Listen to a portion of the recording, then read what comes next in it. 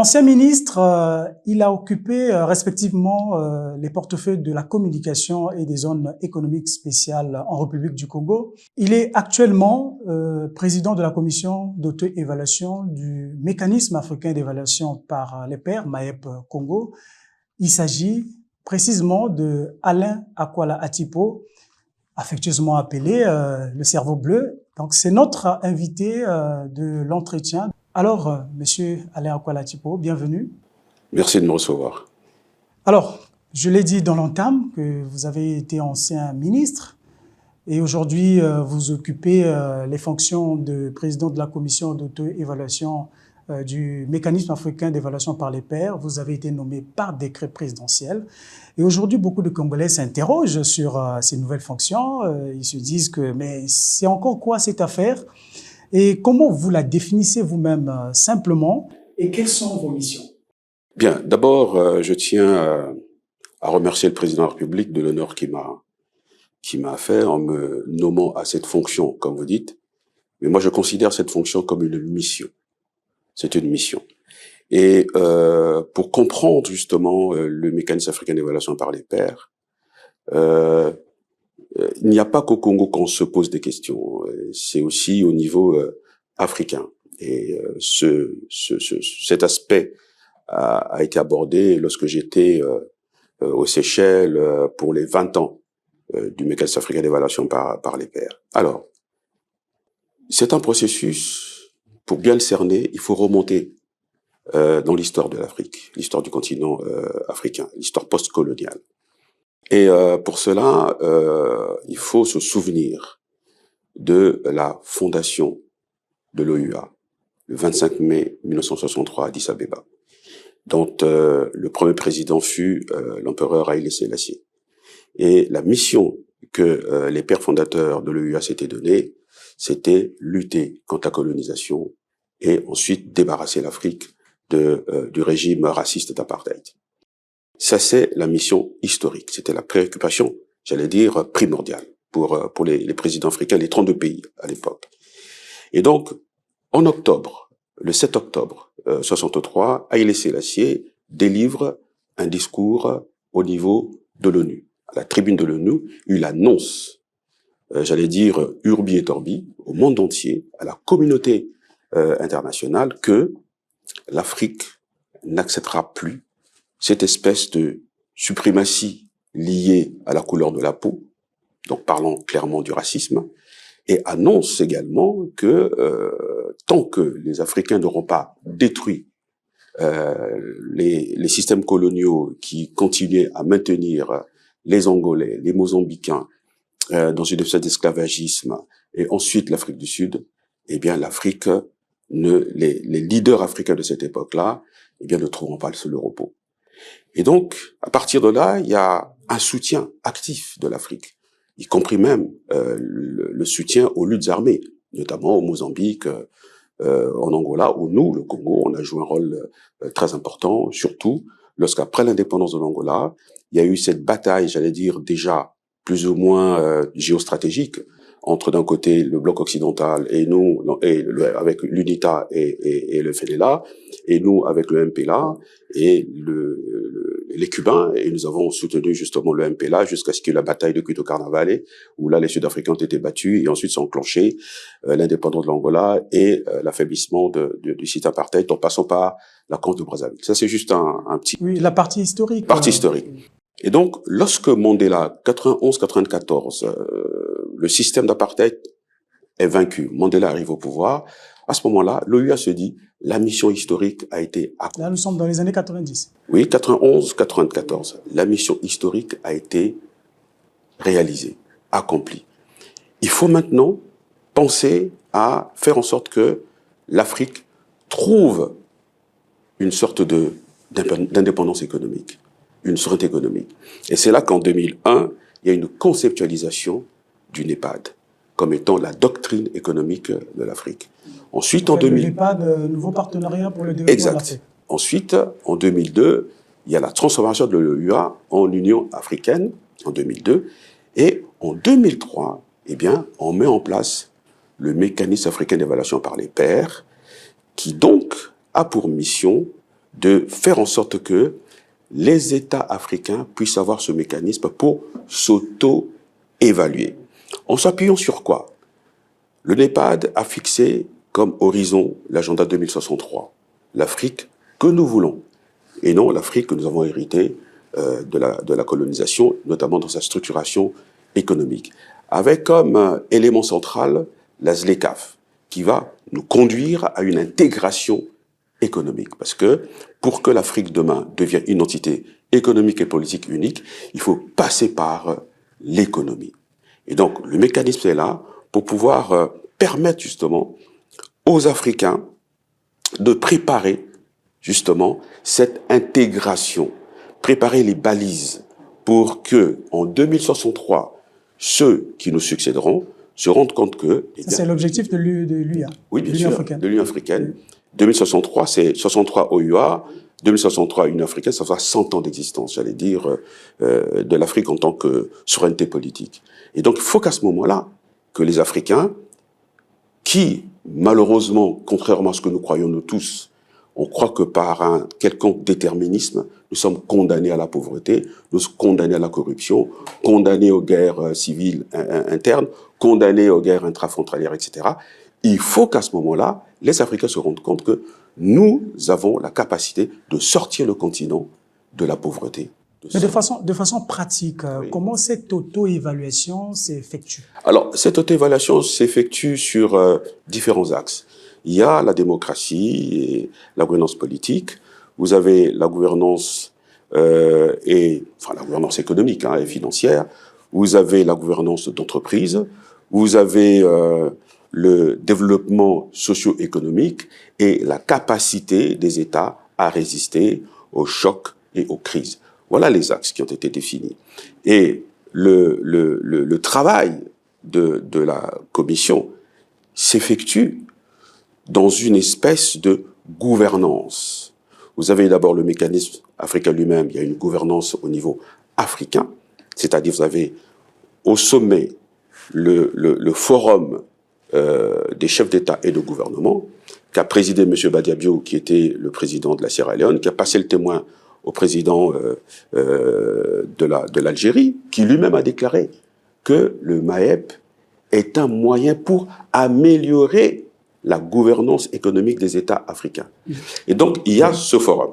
D'accord. Alors, nous savons très bien que vous ne travaillez pas seul. Vous avez certainement toute une équipe, mais nous voulons comprendre ici au Congo, où est-ce que vous travaillez, avec quel acteur animez-vous cette commission d'auto-évaluation? Très bien, justement.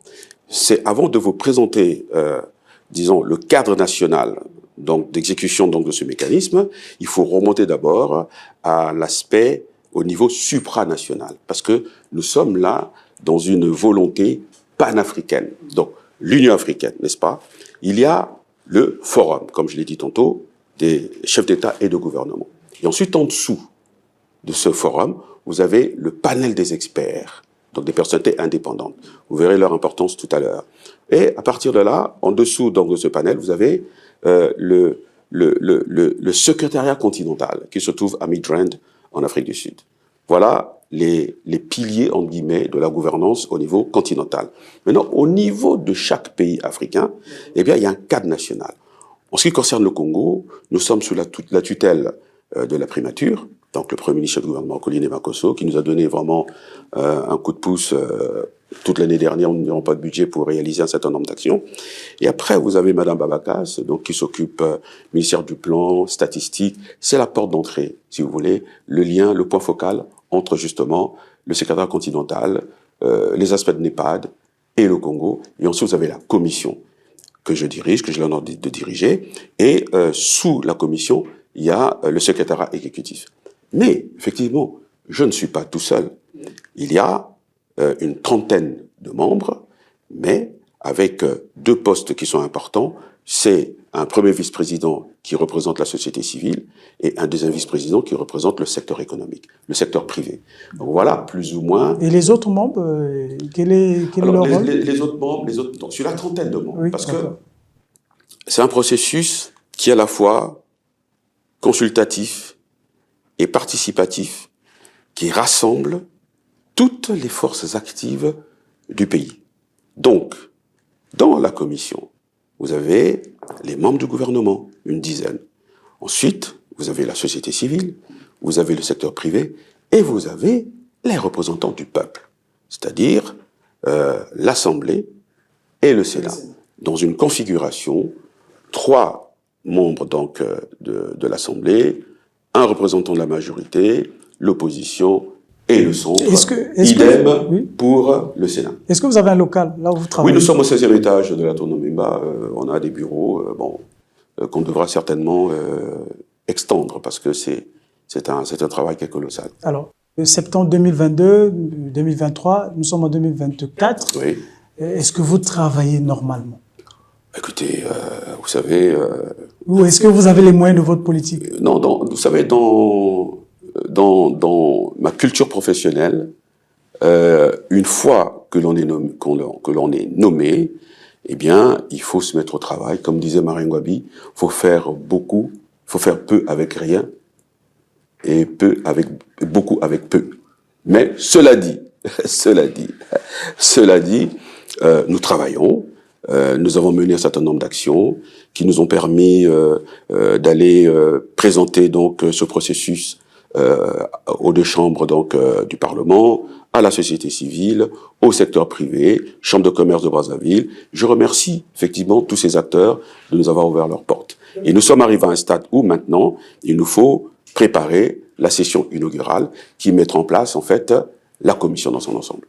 Officiellement? Officiellement, oui. D'accord. Alors, en début d'année 2023, les présidents des 2 chambres du Parlement, Oui. donc le président Pierre Ngolo, Oui. donc du Sénat, et le président Isidore Mvouba de l'Assemblée nationale vous ont accueilli Oui. au Parlement là-bas, dans le but d'expliquer aux parlementaires les atouts du MAEP. Alors, pensez-vous, c'était vraiment une option fondamentale? Ah oui, non, c'est important. C'est important parce qu'en fait, ce processus est une plateforme d'échange, d'expérience entre pays africains, entre compatriotes.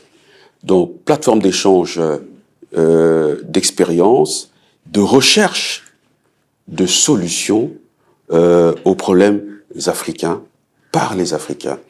Parce que, voyez-vous, les dirigeants africains, l'élite africaine, souffrent malheureusement d'une sorte d'a priori négatif. On nous fait passer pour des décideurs qui vivent au jour le jour. On nous fait passer pour les Africains de manière générale, incapables de se projeter dans l'avenir. Il y a même des théories à caractère malthusien sur les Africains, comme si, par déterminisme géographique, on était condamné à un certain nombre de perversités. Non. Donc, à travers ce processus, les Africains montrent leur capacité à voir une projection, à avoir une réflexion prospective dans ce monde qui est effectivement en permanente ébullition.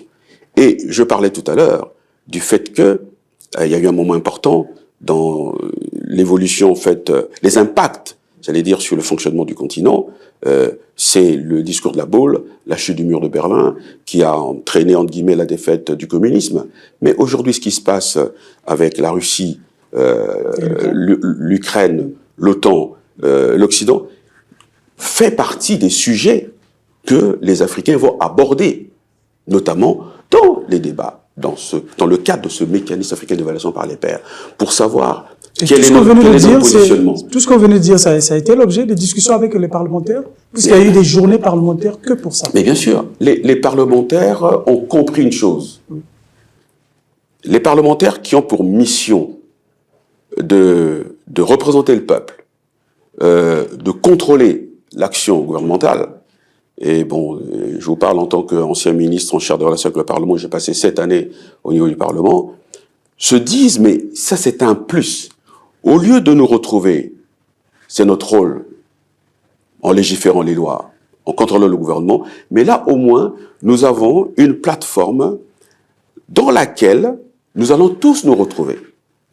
Parlementaires, société civile, secteur privé, membres du gouvernement, pour pouvoir réfléchir sur l'avenir du pays. Et dans les discussions un peu informelles que j'ai eues avec un sénateur, parce que bon, au Parlement, à l'Assemblée nationale, c'est quand même des jeunes. Si moi je suis déjà un ancien, vous imaginez les autres.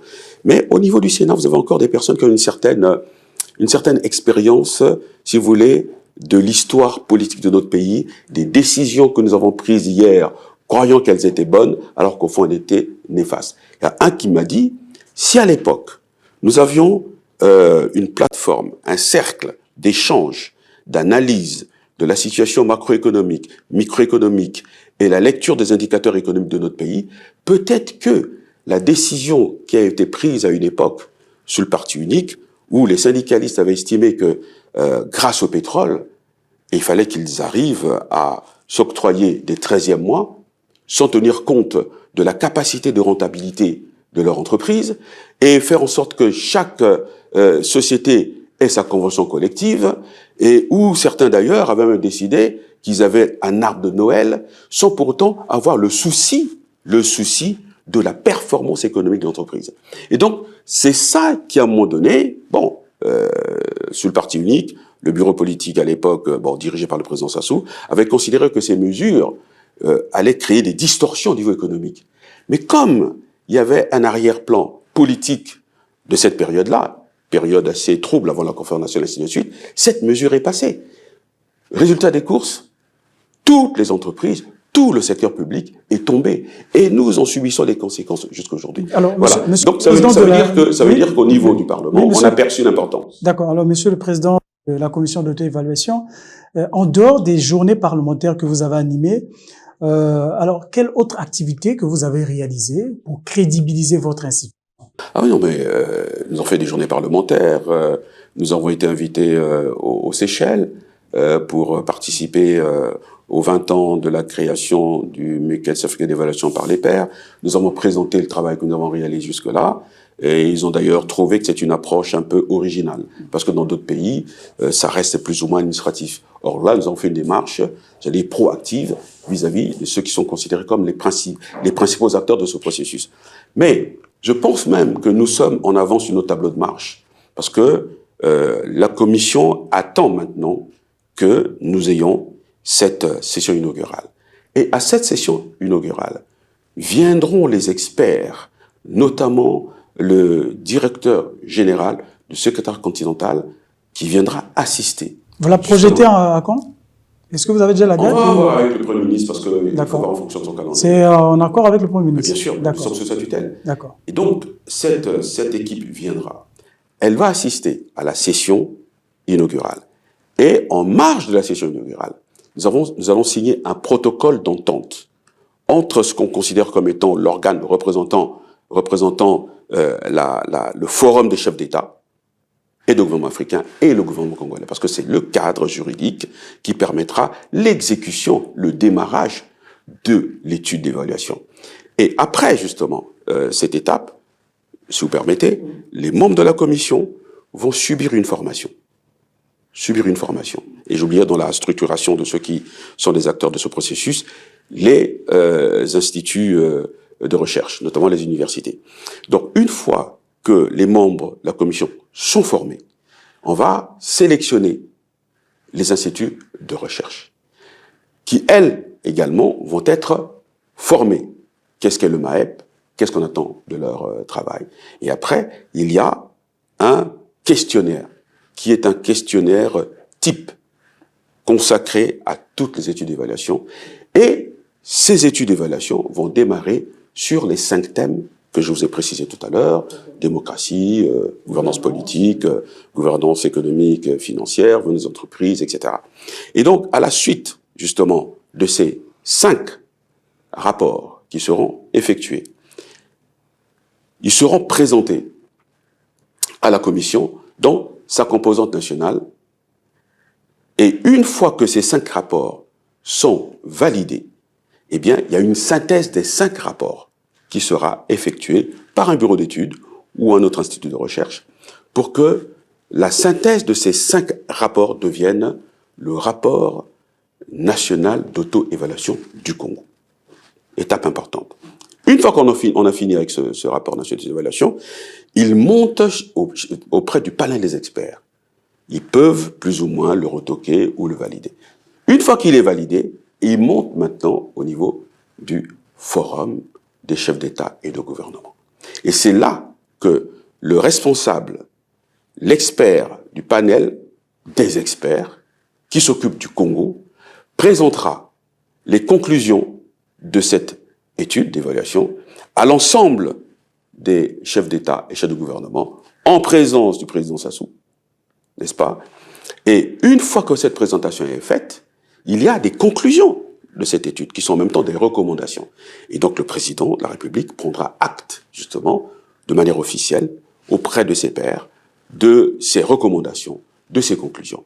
Et ces recommandations vont donner naissance à ce qu'on appelle un plan national d'action et qui pourra progressivement enrichir le plan national de développement du Congo. J'espère bien que ça va bien se réaliser. Bon, alors vous avez évaluer, non, pas de doute, mais bon, voilà, nous souhaitons bien que tout se passe bien. Alors, d'accord, c'est bon.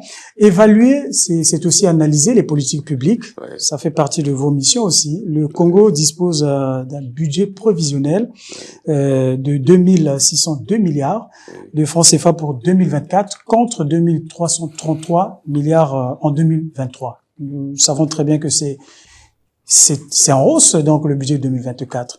Est-ce que vous pensez que notre pays, donc le Congo, tend vers le redressement de la situation macroéconomique, alors, avec un taux de croissance estimé à près de 4% cette année, contre 2% l'année précédente? Mais de manière globale, si l'on remonte à tout ce que le monde a connu, Covid, où là, vraiment, le contre-choc, on le retrouve encore jusqu'à aujourd'hui dans les économies développées. Ensuite, on enchaîne avec ce qui se passe malheureusement en Ukraine. On peut dire que notre pays s'en sort quand même de manière assez positive, tire un peu son épingle du jeu. Mais il y a aussi un ratio intéressant qu'il faudra analyser, c'est le ratio dette et taux de croissance économique. Ça pourrait nous donner des éclairages assez intéressants. Mais ça veut dire qu'on est quand même sur la bonne voie. Voilà. Alors, vous l'espérez bien que tous les indicateurs sont au vert? Non, non. Vous savez, en économie, même dans des pays très évolués du point de vue de la performance économique, tout n'est jamais vert. Sinon, on n'aurait plus de problèmes à résoudre dans la vie. Non, ce qu'il faut voir, ce sont les tendances. Donc la tendance, elle est bonne pour notre pays. Mais il y a énormément de défis à relever, ça c'est sûr. D'accord. Alors, quelle est votre analyse sur le passage du budget des moyens au budget programme, entré en vigueur depuis janvier 2024 pour les 6 ministères pilotes? Oui, est-ce que c'est une réforme économique? C'est une des recommandations justement du mécanisme africain d'évaluation par les pairs, et c'est aussi une amélioration de la gouvernance des finances publiques.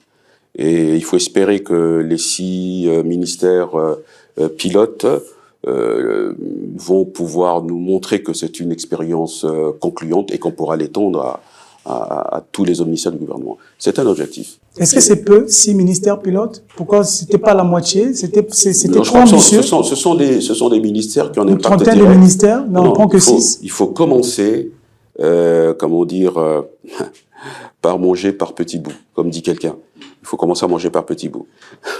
Ensuite, les 6 ministères qui ont été sélectionnés, ce sont des ministères qui ont un impact direct sur, justement, le développement socio-économique des populations. Bien, je voudrais bien avoir votre analyse aussi sur la gouvernance actuelle du pays, oui. Tous secteurs confondus. Vous savez, c'est pas mon rôle, si j'ose dire. C'est pas mon rôle. Vous êtes un acteur politique. Oui, c'est pas mon rôle. Avec ma casquette de président de la commission, je devrais me réserver, entre guillemets, disons, à porter des jugements de valeur. Mais vous dites bien que je suis un acteur politique. Bon,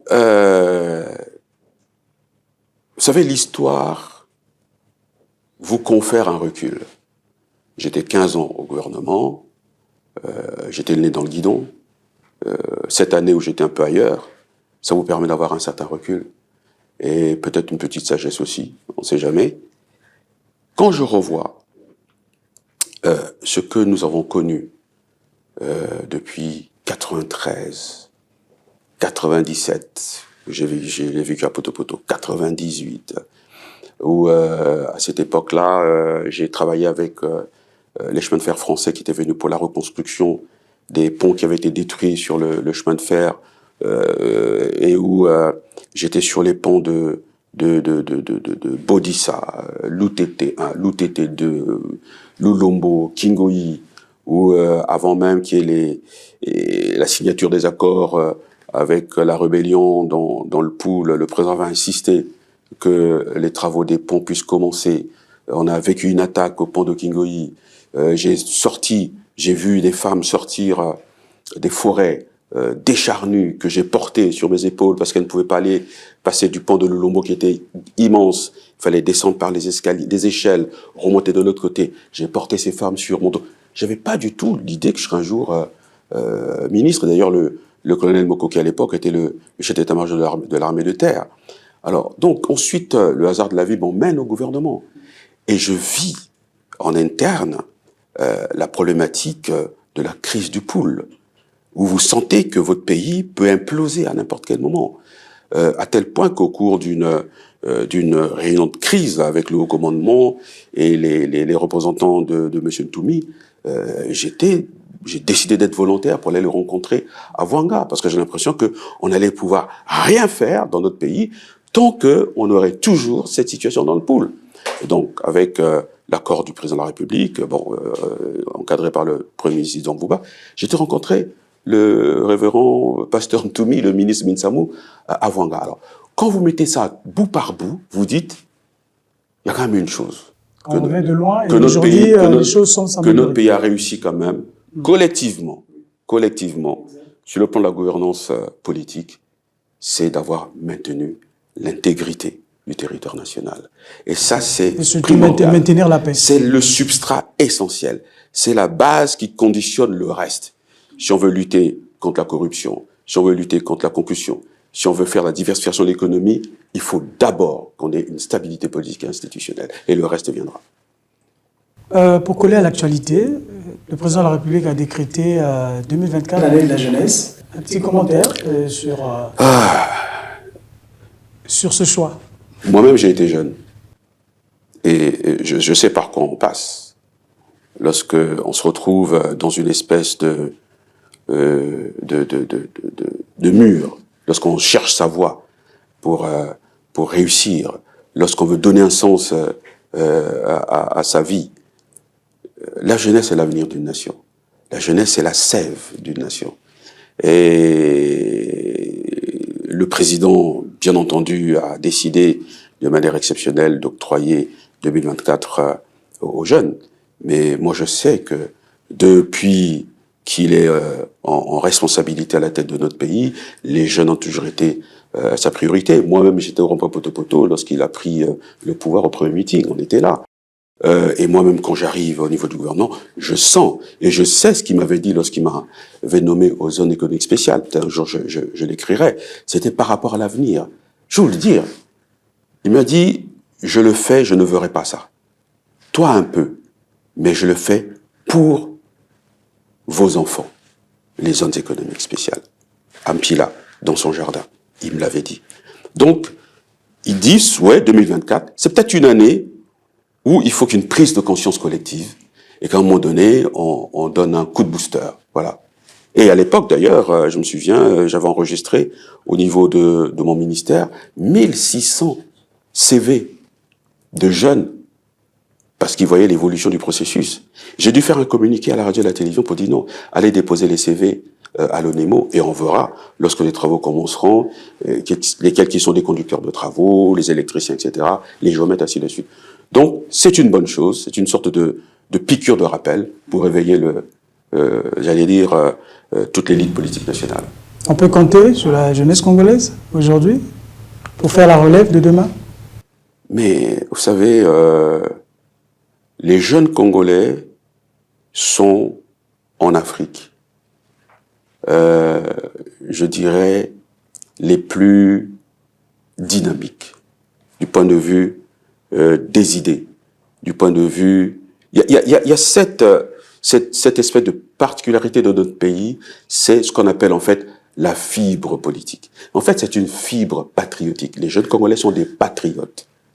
Ils aiment leur pays et ils ne cherchent qu'à le servir. Et vous avez vu le Conseil constitutionnel qui s'est tenu. On a senti, j'étais dans la salle, j'ai senti cette énergie de notre jeunesse. C'était une jeunesse qui voudrait bien que le palais des congrès soit transformé en palais de la jeunesse. Moi, j'aurais préféré peut-être que cette jeunesse demande au président de leur construire un palais. Voilà. C'est mon point de vue, hein, oui. Mais ils ont raison. Mais c'est ça aussi, hein, j'allais dire, l'avantage d'être vieux. Hein, le jeune, il a une certaine impulsivité, il a des demandes. Peut-être que le vieux qui a été jeune aussi, et un jeune aussi un peu rebelle, peut dire non, jeune homme, c'est pas comme ça. Il faut peut-être demander un palais. On attend ce qui pourrait se faire. Mais je pense que je vais demander au président de répondre en construisant un palais. D'accord. Pour les jeunes. Je pense que il va nous entendre. Il faut qu'il le fasse. Voilà. Alors, on va parler aussi de la femme. Aujourd'hui, il y a quand même beaucoup de femmes, de maires, maires d'arrondissement, ils occupent aussi des fonctions quand même à des hautes sphères de l'État. Est-ce que vous voyez que la femme congolaise est en train de s'épanouir? Ah, c'est une belle évolution. La femme congolaise a toujours été épanouie. Toujours. Vous savez, il y avait une chanson dans le temps. Moi, c'est Nanga Kota URFC. Oyekola Malamuna Dondo. Donc, dès l'indépendance, les femmes congolaises étaient déjà là. Je vous recommanderais peut-être de faire une émission avec l'ex-madame Nzé. Elle vous en parlera. Moi, ma propre mère, Pauline, paix à son âme, mais je l'ai vue, elle s'est arrêtée au CE2 quand elle faisait ses études, parce que bon, pour des problèmes de famille, etc. Mais c'est une femme qui était couturière, mais qui en même temps allait au cours du soir. En même temps, était dans la milice, faisait des marches de 45 km, tirait au SKS, était parmi les meilleures tireuses de sa section, je sais pas comment il faut l'appeler, et on faisait figurer les meilleurs dans le journal Mweti ou Etumba. Ouais. Donc, j'ai quoi, une dizaine, quinzaine d'années. Donc, depuis toujours, les femmes congolaises ont toujours été en première ligne. Et c'est normal qu'avec l'évolution du monde, l'évolution du Congo, le taux de scolarisation, l'épanouissement de ces femmes, les emmène à des responsabilités. C'est normal. Bonne fête à ces femmes. Ok, merci. Nous tendons pratiquement à la fin de cet entretien. Et quel commentaire vous pouvez faire? Un commentaire particulier sur vos nouvelles fonctions? Comme je l'ai dit, le commentaire particulier, c'est de saluer, de féliciter tous les autres membres de la commission, les remercier pour leur patience, et leur dire que sous peu, nous aurons la session inaugurale sous la présidence du Premier ministre social du gouvernement, M. Collinet Makosso, et que c'est une mission que nous devrons réaliser en tenant compte quand même d'une chose, c'est que nous avons à la tête de notre pays un homme qui a été à la tête de l'OUA en 86, qui a mené une bataille extraordinaire pour pouvoir affaiblir et abattre le système de l'apartheid. C'est dans les annales de l'OUA comme étant l'une des plus belles pages de l'histoire de l'Afrique. Et ensuite, en 2006, et là j'étais témoin, je l'ai vu, défendre l'idée d'une EHPAD auprès du président Bush, j'étais là aux États-Unis. Donc, fort d'une tutelle telle que celle-là, qui est lourde, mais qui en même temps, au niveau africain, nous place à part du point de vue de notre histoire continentale, eh bien, je ne doute pas que ceux qui ont été nommés, qui font partie de cette commission, qui ont été retenus par rapport à leur profil, leur expérience, leur expertise, nous serons à la hauteur. Et j'espère qu'en 18 mois, nous ferons la première étude d'évaluation du Congo. Monsieur Alain Akwala-Tipo, président de la commission d'auto-évaluation du mécanisme africain d'évaluation par les pairs, MAEP Congo, merci d'avoir accepté l'invitation de l'entretien de Vox TV. Mesdames et messieurs, vous avez compris que c'est la fin de cette émission. Merci de l'avoir suivi. Au revoir et à très bientôt.